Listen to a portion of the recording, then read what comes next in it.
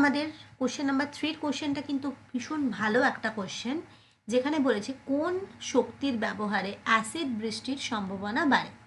তো আমরা জানি যে অ্যাসিড বৃষ্টি মানে কি, যখন আমাদের যে বৃষ্টি হয় তো বৃষ্টির জলের সাথে আমাদের বায়ুতে উপস্থিত বিভিন্ন দূষক টাইপের গ্যাস, যেমন carbon dioxide, sulphur dioxide, nitrogen dioxide, এই সমস্ত গ্যাসের সাথে বিক্রিয়া করে বৃষ্টির জলের সাথে অ্যাসিড হিসাবে পড়তে থাকে।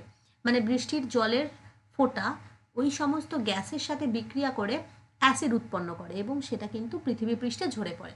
এবার এই সমস্ত গ্যাস যেমন কি বললাম, CO2, NO2, SO2 মানে carbon dioxide, nitrogen dioxide, sulphur dioxide ইত্যাদি, এই সমস্ত গ্যাসগুলো মেনলি কোথা থেকে উৎপন্ন হয়? জীবাশ্ম জ্বালানির দহনের ফলে উৎপন্ন হয়। কারণ বাকি যেগুলো রয়েছে সৌরশক্তি, বায়ুশক্তি, জোয়ার ভাটা শক্তি, এগুলো তো সব তো অপ্রচলিত শক্তি এবং এরা কিন্তু পরিবেশ বান্ধব।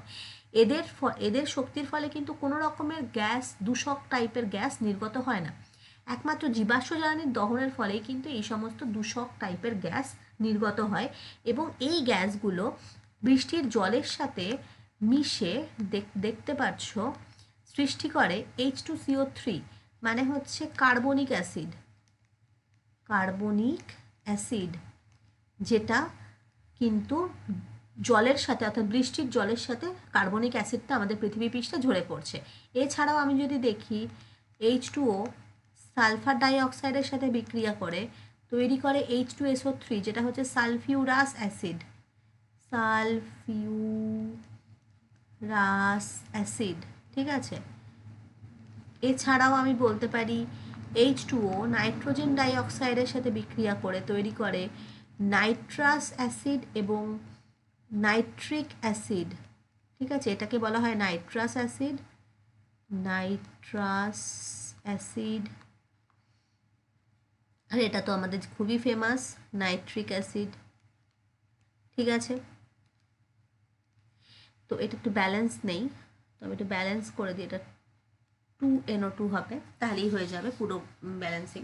তো দেখতেই পাচ্ছ যে এই সমস্ত অ্যাসিডগুলো বৃষ্টির জলের সাথে যখন পৃথিবী পৃষ্ঠে নেমে ঝরে পড়ে, তো সেই অ্যাসিড বৃষ্টি, সেই বৃষ্টিটাকেই আমরা অ্যাসিড বৃষ্টি বলি এবং যেটা আমাদের পরিবেশের ক্ষেত্রে খুবই ক্ষতিকারক।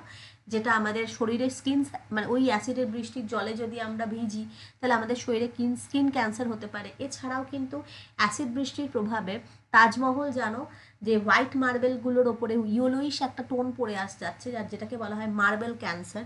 বা আমাদের যত স্থাপত্যগুলো রয়েছে যেগুলো মার্বেলের তৈরি, সে সমস্ত স্থাপত্যগুলোর মার্বেলগুলো আস্তে আস্তে ক্ষতিগ্রস্ত হচ্ছে অ্যাসিড বৃষ্টির প্রভাবে এবং এই অ্যাসিড বৃষ্টি তৈরি হচ্ছে একমাত্র পরিবেশ দূষণের ফলেই এবং যেটার জন্য একমাত্র দায়ী হচ্ছে এই জীবাশ্ম জ্বালানি দহন। তো আশা করি বুঝতে পেরেছো। নেক্সট কোশ্চেনে যাই।